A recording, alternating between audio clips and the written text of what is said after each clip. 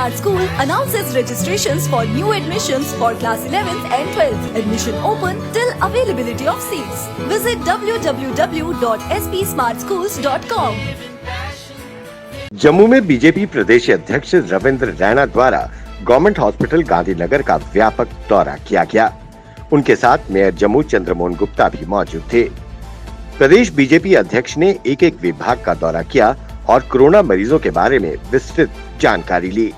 उन्होंने ऑक्सीजन की उपलब्धता से लेकर अन्य सुविधाओं का खुद मौके पर जायजा लिया और समीक्षा की। उन्होंने मरीज के परिवार वालों से चर्चा कर हालचाल भी जाना। उन्होंने कहा कि हमारी कोशिश है कि कोई भी कोरोना की चपेट में आता है तो उसे बेस्ट तिब्बी सहूलियात फराहम की जाए। जम्मू में कोरोना संक्रमण के चलते लॉकडाउन लगा हुआ है। ऐसे में सबसे ज्यादा समस्या का सामना कोरोना के मरीजों व उनके अटेंडेंट्स परिवार वालों को करना पड़ रहा है। लॉकडाउन के चलते बाजार, ढाबे सब बंद हैं। इन लोगों को खाने पीने की समस्या से दो चार होना पड़ रहा है। इसी को देखते हुए जम्मू के युवाओं ने एक समूह का गठन किया और इन लोगों को अस्पताल जाकर रोटी भोजन मुहैया करवा रहे हैं। इन्होंने पहले जीएमसी अस्पताल प्रबंधन से परमिशन ली और ये काम शुरू किया। इन्होंने लोगों से अपील की कि जो भी ड्राई राशन हमें देना चाहे वो हमसे संपर्क कर सकता है। हम खुद उसके घर आकर राशन ले जाएंगे। कोरोना कर्फ्यू है, ऐसे में बाहर निकलना ठीक नहीं। हम मरीजों के परिवार वालों को भोजन व अन्य कोई भी मदद जारी रखेंगे। जिला प्रशासन की ओर से स्वास्थ्य विभाग के सहयोग से जम्मू की थोक अनाज मंडियों में कोरोना जांच के लिए विशेष शिविर लगाए गए। इसके लिए स्वास्थ्य विभाग की 3 टीमें गठित की गई थीं और इन टीमों ने सुबह 6 बजे से लेकर 10 बजे तक मंडियों के दुकानदारों, कर्मचारियों और श्रमिकों व आसपास के लोगों की कोरोना जांच की। इस जांच के दौरान 35 लोग कोरोना संक्रमित पाए गए हैं, जिन्हें होम आइसोलेशन में भेज दिया गया है। जम्मू में इन दिनों कोरोना कर्फ्यू लॉकडाउन लगा है। इसके चलते लोग अपने अपने घरों में कैद हैं और प्रशासन का कोरोना चेन तोड़ने के लिए पूरा सहयोग दे रहे हैं। कई एनजीओ और अन्य संगठन गरीब और जरूरतमंदों को भोजन, राशन इत्यादि मुहैया करवा रहे हैं, परंतु बेजुबान जानवरों की कोई सुध नहीं ले रहा है। ऐसे में जीएमसी जम्मू आगे आया है और जम्मू जीएमसी द्वारा कई दिनों से एक अभियान चलाया जा रहा है। जम्मू के मेयर चंद्रमोहन गुप्ता और डिप्टी मेयर पूर्णिमा शर्मा द्वारा स्ट्रे डॉग्स को खाना व गायों व अन्य बेजुबानों को चारा दिया जा रहा है। इन्होंने जम्मू के विभिन्न इलाकों में जाकर इन बेजुबान जानवरों को खाना व चारा दिया। देश में कोरोना का कहर लगातार जारी है और इस बीच प्रधानमंत्री नरेंद्र मोदी ने 9.5 करोड़ से ज्यादा किसानों के खाते में किसान निधि की 8वीं किश्त ट्रांसफर की। वीडियो कॉन्फ्रेंसिंग के जरिए प्रधानमंत्री ने किसानों को संबोधित किया। इस मौके पर कोरोना के खिलाफ लड़ाई में हिम्मत रखने को भी कहा। प्रधानमंत्री ने कहा कि कोरोना महामारी देश का एक अदृश्य दुश्मन है जो बहरूपिया भी है।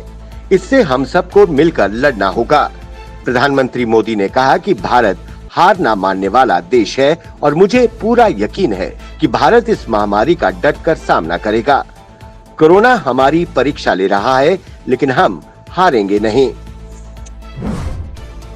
देश में भारत बायोटेक की कोवैक्सीन और ऑक्सफोर्ड एस्ट्राजेनेका की कोविशील्ड के अलावा अब रूस की स्पुतनिक वी वैक्सीन भी लगाई जाएगी। अगले सप्ताह से बाजार में ये उपलब्ध हो जाएगी। हालांकि ये वैक्सीन पहले से मौजूद दोनों वैक्सीन से थोड़ी महंगी होगी। स्पुतनिक वी की एक खुराक की कीमत 995 रुपए होगी। ऐसा बताया जा रहा है कि स्पुतनिक वी का निर्माण भारत में होगा, इसलिए इसकी इतनी कीमत रखी गई है। भारत में कंपनी का आयात करने वाली कंपनी डॉक्टर रेड्डी लैब ने इसकी जानकारी दी।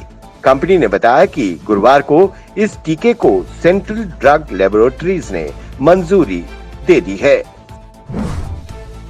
एक तरफ कोरोना महामारी का कहर जारी है तो दूसरी तरफ नई आबकारी नीति के तहत शराब की दुकानें बंद पड़ी हैं। ऐसे में कई लोग हिमाचल और पंजाब से शराब की तस्करी कर रहे हैं। आए दिन पुलिस द्वारा इन शराब के तस्करों को पकड़ा जा रहा है। जम्मू में ये ब्रांडेड शराब दोगुने दाम पर बिक रही है। इसी क्रम में डीएसपी साभा के नेतृत्व में सांबा पुलिस द्वारा 2 व्यक्तियों को शराब की 60 बोतलों के साथ गिरफ्तार किया गया। पुलिस के अनुसार शम्मी कुमार और मनोज बलोरिया दोनों स्थानीय युवकों के कब्जे से 60 शराब की बोतलें बरामद की गई हैं। दोनों को गिरफ्तार कर आगे की पूछताछ की जा रही है। कश्मीर घाटी के श्रीनगर के बीचों बीच दबरवन पहाड़ियों के दामन में स्थित डल लेक पूरे विश्व में प्रसिद्ध है। पिछले साल कोरोना संक्रमण 2020 में बनी अनोखी शिकारा एम्बुलेंस आज फिर से डल लेक में तैरती नजर आ रही है। शिकारा एम्बुलेंस के मालिक तारिक पतलू डल झील में रहने वाले लोगों को कोरोना संबंधी जानकारी देते हैं और जागरूक करते रहते हैं। उन्होंने बताया कॉल आने पर वो मदद करने पहुंच जाते हैं। उन्होंने बताया कि पहली लहर में वो खुद कोरोना संक्रमित हो गए थे। अस्पताल से लौटने के बाद सभी शिकारा वालों ने उन्हें उनकी हाउस बोट पर ले जाने से इनकार कर दिया था। तभी उन्होंने शिकारा एम्बुलेंस बनाने की ठानी। आज इस शिकारा एम्बुलेंस में स्ट्रेचर, व्हीलचेयर और कोविड संबंधी कुछ सामान लेकर रोजाना डल झील के अंदर के इलाकों का वो दौरा करते हैं। सीमा पार से आतंकवाद को शह देने की साजिश को नाकाम बनाते हुए सतर्क बीएसएफ के जवानों ने सांबा सेक्टर पर पाकिस्तानी द्वारा ड्रोन से फेंके गए हथियार तलाश लिए हैं। ड्रोन द्वारा फेंके गए हथियारों में एक AK-47 राइफल, एक 9mm की पिस्टल की एक मैगजीन व पिस्टल के 15 गोलियां बरामद की गई हैं। दुश्मन द्वारा इन हथियारों को प्रदेश में सक्रिय आतंकवादियों तक पहुंचाने की योजना थी। सीमा सुरक्षा बल के DIG SPS संधू ने बताया कि हथियारों के साथ लकड़ी का एक फ्रेम भी बरामद हुआ है, जिसकी सहायता से हथियारों को ड्रोन के साथ अटैच किया गया था। कश्मीर घाटी के कुछ हिस्सों में इजरायली उत्पादों के बहिष्कार वाले पोस्टर लगाकर लोगों ने उन्हें नहीं खरीदने की अपील की है।